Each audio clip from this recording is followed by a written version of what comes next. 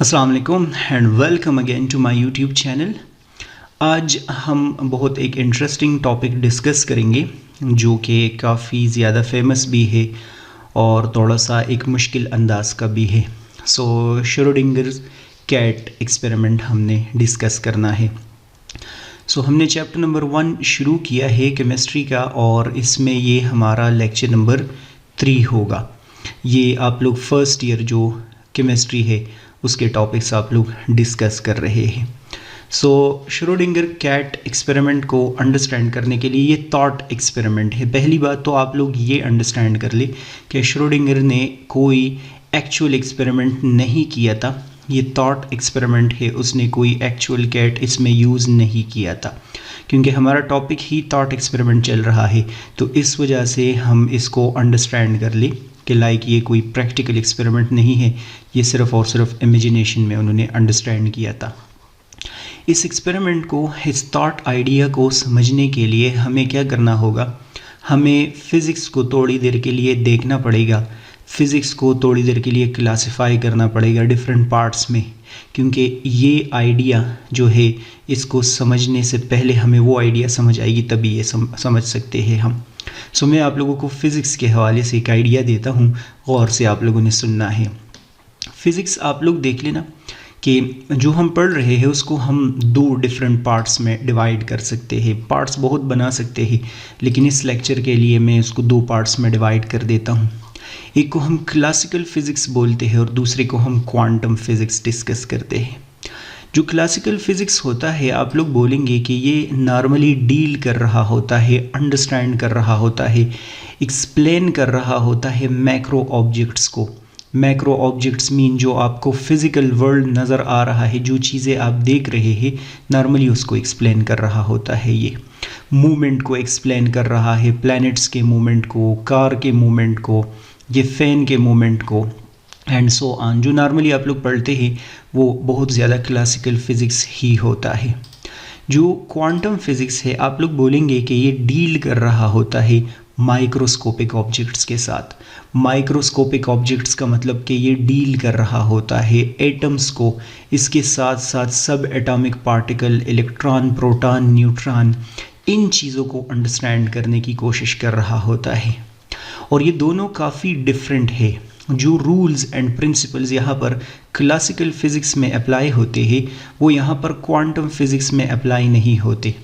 इसका मतलब हो गया कि मैक्रो ऑब्जेक्ट्स पे जो रूल्स एंड प्रिंसिपल्स या लॉज एप्लीकेबल होते हैं वो यहाँ पर नहीं होते। माइक्रोस्कोपिक ऑब्जेक्ट्स या सब एटॉमिक पार्टिकल, एटम्स का जो बिहेवियर है वो मैक्रो ऑब्जेक्ट से काफ़ी ज़्यादा क्या होता है, डिफरेंट होता है, अलग होता है। जो क्लासिकल फ़िज़िक्स है आप लोग बोलेंगे कि ये तकरीबन 20th सेंचुरी से पहले जो आइडियाज़ थे उनको हम नाम देते हैं। ऑल्दो बाद में भी है लेकिन क्लासिकल फ़िज़िक्स जो है वो 20th सेंचुरी से पहले बहुत ज़्यादा फेमस होता था। जो क्वांटम फ़िज़िक्स है आप लोग बोलेंगे कि इसकी जो शुरुआत होती है ये ऑलमोस्ट आप लोग बोलेंगे कि 20th सेंचुरी में या 20th सेंचुरी के बाद होती है। इसका मतलब कि क्वांटम फ़िज़िक्स बाद में शुरू हुआ है।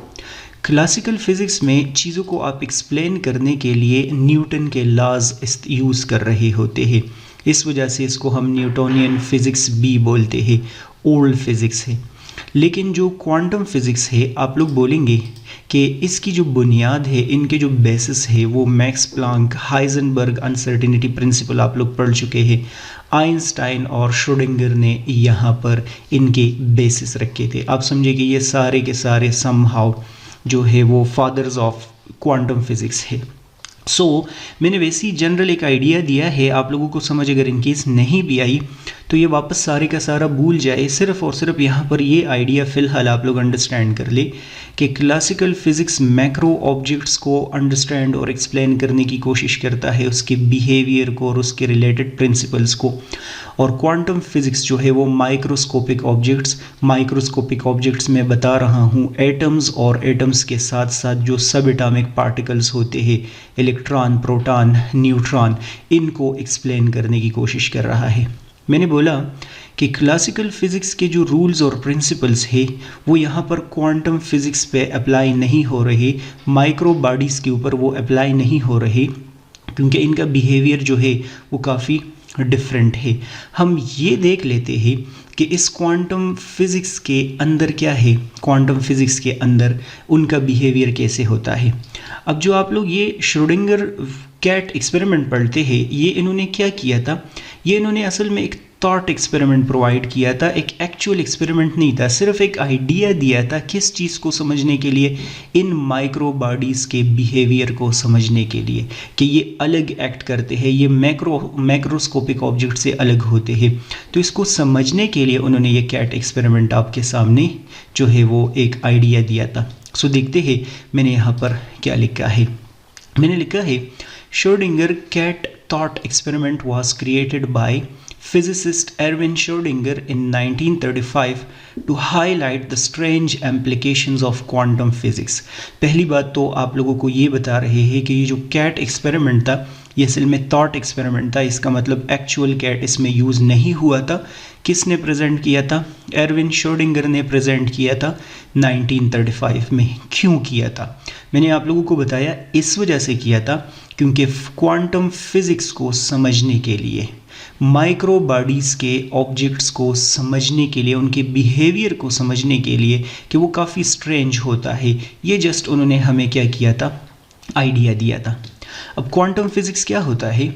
According to quantum physics, the tiny particle that make up everything, like atoms, don't behave like everyday objects। Atoms का जो बिहेवियर है ना वो आम ऑब्जेक्ट्स की तरह नहीं है। इसका मतलब हो गया कि आप क्लासिकल फिज़िक्स की मदद से एटम्स के बिहेवियर को एक्सप्लेन नहीं कर सकते। They follow the rules of quantum mechanics. ये जो एटम्स और सब एटॉमिक पार्टिकल है इनके अपने रूल्स है और वो रूल्स क्वांटम मैकेनिक्स के अंदर आते हैं या क्वांटम फिज़िक्स के अंदर आते हैं, which are really weird and different from what we see in our daily life। So मेरे ख्याल में कि इसमें कुछ ना कुछ हद तक कामयाब हो चुका हूँ कि आप लोगों को मैं ये बताऊँ कि क्वांटम फिज़िक्स में और जो क्लासिकल फ़िज़िक्स है उसमें डिफरेंस है। और बात कंक्लूजन में यही है कि क्वांटम फिज़िक्स के जो रूल्स है वो माइक्रो ऑब्जेक्ट्स पे अप्लाई होते हैं और क्लासिकल फ़िज़िक्स के जो रूल्स है वो मैक्रो ऑब्जेक्ट्स पे अप्लाई होते हैं। अब क्वांटम फिज़िक्स के अंदर इन एटम्स के हवाले से एक इंटरेस्टिंग आइडिया है, वो ज़रा आप लोग सुन लें। इन quantum physics superposition refers to the idea that a quantum system can exist in multiple states at some time until it is measured or observed। Quantum physics के अंदर एक आइडिया है, ये आपको बता रहा है कि जितने भी क्वांटम पार्टिकल्स होते हैं, जितने भी क्वांटम सिस्टम होते हैं, ये बोलते हैं कि एक सिस्टम है, सपोज करते हैं फॉर अ वाइल ये हमारे पास एक क्वांटम सिस्टम है, तो ये हमें बोलता है फिज़िक्स कि ये एक टाइम पे डिफरेंट स्टेट्स में, डिफरेंट पार्ट्स में हो सकता है। सपोज करते हैं फॉर अ वाइल कि आप यहाँ पर मौजूद है और आप कहीं और भी मौजूद है। ये कौन आपको बता रहा है? ये आपको बता रहा है क्वांटम मैकेनिक्स। आप यहाँ पर मौजूद है और आप हर जगह मौजूद है। ये पार्टिकल यहाँ पर भी मौजूद है और ये पार्टिकल कहीं और भी मौजूद है। इस कंसेप्ट को हम क्या बोलते हैं? इसको हम बोलते हैं सुपरपोजिशन। इसको हम क्या बोलते हैं? Superposition. So you need to remember कि क्वांटम फिज़िक्स के मुताबिक कोई भी क्वांटम पार्टिकल एक टाइम पे डिफरेंट जगहों में या डिफरेंट पार्ट्स में, डिफरेंट स्टेट्स में क्या कर सकता है? एग्जिस्ट कर सकता है। ठीक है, हमें कैसे पता चलता है कि ये ऑब्जेक्ट अभी ऐसे है? हमें सिर्फ और सिर्फ पता तब चलता है जब हम उसको मेजर करते हैं या देखते हैं। जैसे ही हम इसको देखते हैं ना तो हमें एग्जैक्ट सिर्फ और सिर्फ वही स्टेट नज़र आ रहा होता है। तो चलो इस पे हमने ज़्यादा डिस्कशन नहीं करनी, बस सिंपल फ़िलहाल आप लोगों ने यही याद रखना है कि ऐसे कंडीशन को हम सुपरपोजिशन बोलते हैं जिसमें एक ऑब्जेक्ट दो डिफरेंट स्टेट में एट अ टाइम एग्जिस्ट कर रहा होता है। अब चूंकि आप लोग देख लेना, ये सेंटेंस जब मैं समझाने की कोशिश कर रहा था तो आप लोग मेरे ख्याल में कि बोल रहे थे कि ये तो काफ़ी मुश्किल आइडिया है, इसकी तो हमें समझ नहीं आ रही। बहुत सारे आप लोगों में से बोलेंगे पता नहीं ये क्या बोल रहा है। इसी वजह से श्रोडिंगर को भी पता था कि लोगों को समझ नहीं आएगी, तो उन्होंने एक थॉट एक्सपेरिमेंट डिज़ाइन किया। उसने क्या किया, he explained his experimental picture, his cat experiment picture in discussion with Einstein while addressing the problem in quantum mechanics. मैंने बोला ना, चूंकि मुश्किल कंसेप्ट है तो समझने के लिए उसने एक कैट एक्सपेरिमेंट या एक थॉट एक्सपेरिमेंट, एक डिज़ाइन बनाया, सिर्फ और सिर्फ आप समझे कि एक पिक्चर बनाया। किस पर्पस को समझाने के लिए, समझने के लिए, क्वांटम फिज़िक्स या क्वांटम मैकेनिक्स या माइक्रो बॉडीज़ जो होते हैं उनके बिहेवियर को समझने के लिए। अब वो अपने कैट एक्सपेरिमेंट में क्या बोल रहा है, he imagined to keep a cat enclosed in an opaque box having poison, Geiger counter and radioactive material। उसने कहा ऐसा कर ले कि एक बॉक्स, एक इमेजिन कर लेते हैं कि हम एक बॉक्स लेते हैं, उस बॉक्स के अंदर पॉइज़न है, पॉइज़न के साथ साथ जो है वो गाइगर काउंटर मौजूद है, रेडियो एक्टिव मटेरियल है, और उसी बॉक्स में हमने कैट रखा। सपोज़ करते हैं ये पिक्चर आप लोगों की बुक में दिया गया है कि ये पूरे का पूरा एक बॉक्स है, इस बॉक्स में आप लोग देख ले यहाँ पर कैट मौजूद है, कैट के साथ ये जो आपको नज़र आ रहा है ये रेडियो एक्टिव मटेरियल है, इसी के साथ साथ ये गाइगर काउंटर है, और इसी के साथ साथ ये आप लोग देख रहे हैं पॉइज़न पड़ा है, और आप लोग बोले ये एक हैमर पड़ा है। ये पूरे का पूरा बॉक्स है। साथ में उन्होंने पता है क्या बोला है, अक्सर लोग इसको इग्नोर करते हैं कि ये पूरे का पूरा बॉक्स जिसके अंदर ये सारी चीज़ें आपने रखी है ये ओपेक है। ओपेक मीन कि ये सब कुछ जो इसके अंदर पड़ा है ये आपको नज़र नहीं आ रहा। तो मैंने यहाँ पर इसको हाइड कर दिया कि बॉक्स के अंदर हमें कुछ भी नज़र नहीं आ रहा। ऑल्दो क्या क्या चीज़ें इसमें मौजूद है, कैट भी है, पॉइज़न भी पड़ा है, गाइगर काउंटर भी है, रेडियो एक्टिव मटेरियल भी है, और इसमें आप लोग बोलेंगे कि हैमर भी मौजूद है। He added that an outside observer would say that cat is in two states, both alive and dead at the same time। उसने कहा अभी हम इस बॉक्स को देखेंगे ना, तो जब हम इसको देखेंगे हम क्या करेंगे, हम बोल सकते हैं कि ये वाला जो कैट है यहाँ पर ये अलाइव भी है और ये डेड भी है। अलाइव और डेड दोनों है, आप समझे कि अलाइव भी है और डेड भी है। अलाइव और डेड है तो इसका मतलब हो गया सुपर पोजिशन में है। मैंने अभी आप लोगों को क्या बताया कि एक ऑब्जेक्ट जब दो स्टेट में एग्जिस्ट कर रहा हो तो यहाँ पर हमने डिस्कस किया कि उस फिनोमेना को हम क्या बोलते हैं, सुपरपोजिशन बोलते हैं। इस दौरान ये कैट चूंकि दोनों है, अलाइव भी है और डेड भी है, तो इसको हम बोलेंगे सुपरपोजिशन स्टेट। बाहर वाले बंदे के सामने क्या है, ये सुपरपोजिशन स्टेट है। अब वो ये क्यों बोल रहा है, ये इस वजह से बोल रहा है the actual reason behind these two states of cat is that radio active material is also in two state. ये बॉक्स आपने यहाँ पर बंद कर दिया है ना, तो ये क्वांटम सिस्टम है। मुझे बताओ कि अगर इन केस यहाँ पर जो कैट मौजूद है, ठीक है, वो कैट अगर आप लोग बोल रहे हैं कि वो सुपर पोजिशन में है, तो इसका मतलब हो गया कि यहाँ पर जो रेडियो एक्टिव मटेरियल है वो भी सुपर पोजिशन में है। वो रेडियो एक्टिव मटेरियल यहाँ पर जो मौजूद है वो डिके कर भी सकता है और डिके नहीं भी कर सकता। डिके कर भी सकता है और डिके नहीं भी कर सकता। इसका मतलब वो भी टू स्टेट्स में है, वो भी क्या है, टू स्टेट्स में है। अगर इन केस क्या हो जाए, वो बोलेगा कि he thought that when radioactive material decayed, the Geiger counter received radiation emitted from that material and pushed the hammer of the container having poison। मैं यहाँ पर आप लोगों को समझा देता हूँ, वो इस वाले सेंटेंस के अंदर क्या बता रहा है कि ये जो रेडियो एक्टिव मटेरियल यहाँ पर पड़ा है ना, इसके 50% चांसेस है कि डिके हो और 50% चांसेस है कि डिके ना हो। अब अगर आप लोग बोले ना कि 100% चांस है इसके डिके होने के, तो फिर ये एक्सपेरिमेंट इस अंदाज में नहीं जाएगा, फिर तो 100% कैट जो है वो डेड कंसिडर करेंगे आप लोग। लेकिन इस रेडियो एक्टिव मटेरियल के चांसेस है कि ये डिके हो या ना हो। ये रेडियो एक्टिव एलिमेंट क्या करेगा, ये जब डिके होगा तो ये यहाँ पर रिलीज़ कर लेगा रेडियो एक्टिव रेडिएशंस। उसकी मदद से ये गाइगर काउंटर इसको डिटेक्ट कर देगा। गाइगर काउंटर इस हैमर को स्टिमुलेट कर देगा, हैमर फॉल कर जाएगा और इस पॉइज़न को हिट कर देगा। पॉइज़न रिलीज़ होगा तो कैट की क्या हो जाएगी, डेथ हो जाएगी। इसका मतलब हो गया कि रेडियो एक्टिव एलिमेंट का डिके के साथ कैट डेड हो जाएगा। तो एक स्टेट ये है, एक स्टेट क्या बन गया, ये हो गया कि रेडियो एक्टिव मटेरियल डिके है तो उसकी वजह से पॉइजन रिलीज होगा, पॉइजन रिलीज होगा तो कैट की डेथ हो जाएगी, ये एक पॉसिबिलिटी है। As a result the container opened, the poison came out, cat is killed, cat की डेथ हो गई। लेकिन if the radio active material did not decay then the cat would remain alive. ये वाला जो कैट होगा, अगर ये इन केस सपोज करते हैं फॉर अ वाइल डिके ना हो ये रेडियो एक्टिव मटेरियल, तो ये कैट अलाइव होगा, जिंदा होगा। इसका मतलब हो गया कि it means that one can not say from outside the box whether the radioactive material decay or not, and the cat is alive or dead until the box is opened or the material and cat interact with the real world.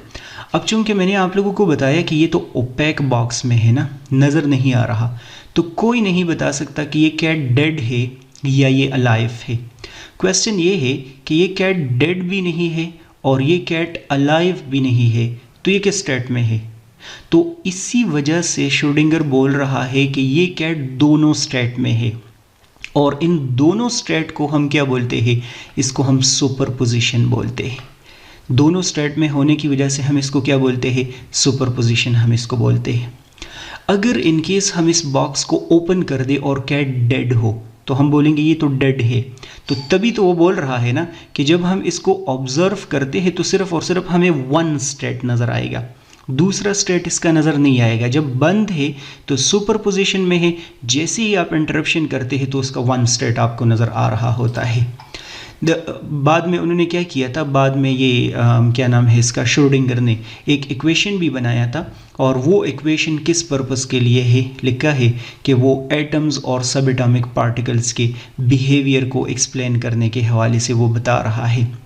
Somehow आप बोले कि ये आपको reality के बारे में बता रहा है कि जो चीज़ें आप देख रहे हैं वो इतनी ज़्यादा सिंपल नहीं है, जो आप एटम्स और सब एटॉमिक पार्टिकल्स देख रहे हैं वो इतनी ज़्यादा सिंपल नहीं है, वो सुपरपोजिशन में है। सेम इज़ द केस अगर हम ये वाला कंसेप्ट, मैंने बोला ना कि ये माइक्रो ऑब्जेक्ट्स पे असल में अप्लाई हो रहा है, माइक्रो ऑब्जेक्ट्स पे क्या हो रहा होता है, अप्लाई हो रहा होता है। ये कैसे अप्लाई होगा, ये देख ले। ये हमारे पास एक हाइड्रोजन एटम है। नॉर्मली तो हम बोलते हैं कि हाइड्रोजन एटम के अराउंड क्या होते हैं, इलेक्ट्रॉन्स मूवमेंट कर रहे होते हैं। इलेक्ट्रॉन्स किधर है? इस हाइड्रोजन एटम के अराउंड इलेक्ट्रॉन कहाँ रिवॉल्व कर रहे हैं? तो क्वांटम मैकेनिक्स के मुताबिक, क्वांटम फिज़िक्स के मुताबिक इस हाइड्रोजन के अराउंड इलेक्ट्रॉन्स जो है वो हर जगह रिवॉल्व कर रहे हैं, हर जगह क्या कर रहे हैं, रिवॉल्व कर रहे हैं, हर एरिया में मौजूद है। सिर्फ और सिर्फ जब हम इसको देखना चाहते हैं तो उसी पॉइंट पे वो हमें क्या है, नज़र आते हैं। तो पहले वो सुपर पोजीशन में थे, लेकिन जब हम उसको देखना चाहते हैं तो वो हमें सिर्फ और सिर्फ उसी स्टेट में आएंगे, नज़र आएंगे। ठीक है, ये लिखा भी है कि Schrodinger cat experiment is not just a quirky thought experiment about the cat and box. It serves profound illustration of the puzzling principles of quantum mechanics and raise essential question about the nature of reality itself.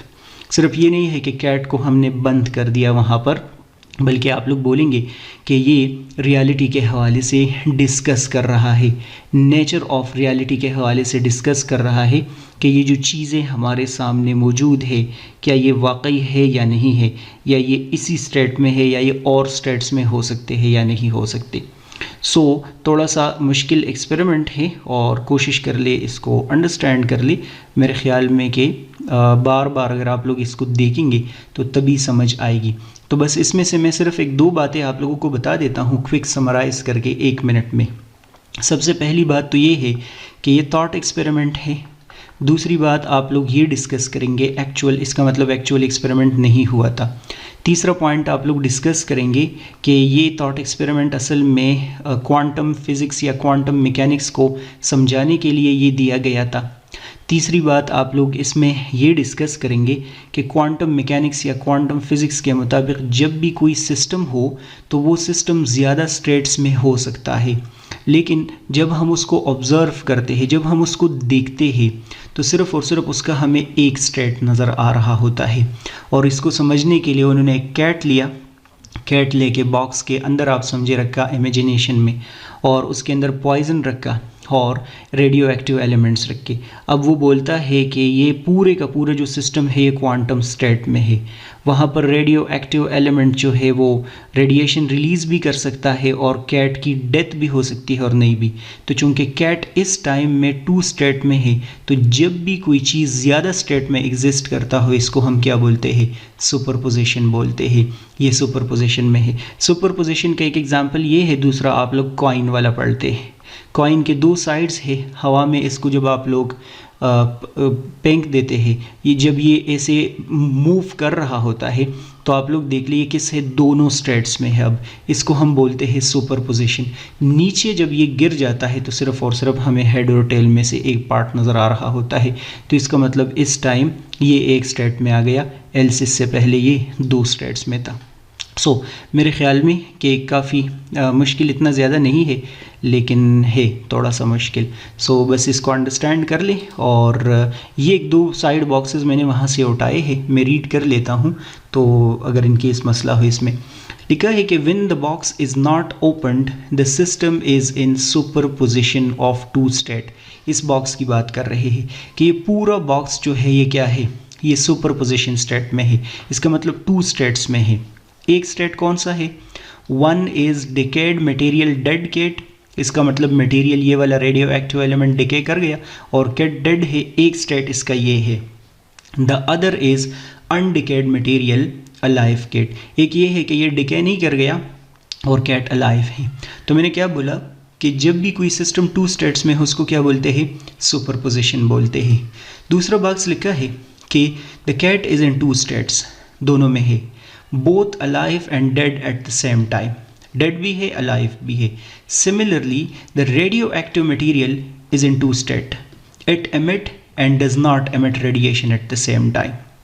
emit भी कर रहे हैं, मतलब सब कुछ जो है वो ज़्यादा स्टेट्स में है, आप भी ज़्यादा स्टेट्स में है, आप अभी इधर भी है कहीं और भी है। ये क्या है, ये इसका कंसेप्ट है और बस इसको पढ़ लें।